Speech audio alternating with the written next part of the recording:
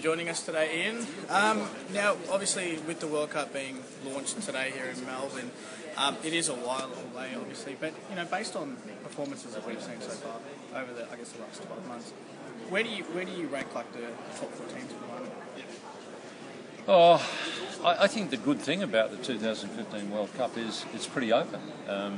Generally, you could say pick 2 teams and say there'll be a winner out of those 2, and not too often you'll be proved wrong.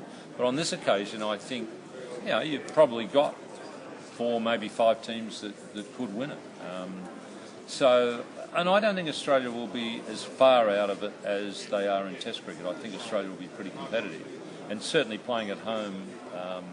Sure, there'll be the expectation of the home crowd, but then you're playing under your own conditions that you know pretty well, and Australia generally play better under their own conditions. So I think the 4, England, India, South Africa, Australia, Pakistan, I don't think have got the batting. I think those 4 teams, you'll probably get a winner out of those 4. Yeah, definitely. Now, obviously, with the World Cup being played in New Zealand and in Australia, we'd see different conditions.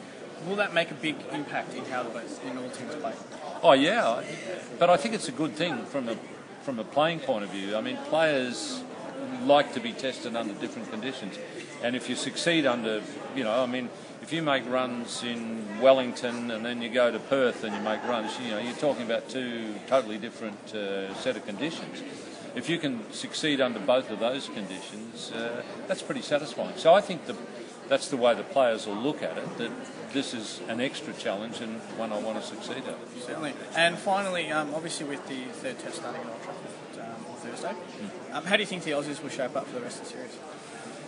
Well, the important thing is, if Australia are going to go down, and I would say it's pretty well on the cards that they will lose the series, what they need to do is go down kicking and screaming.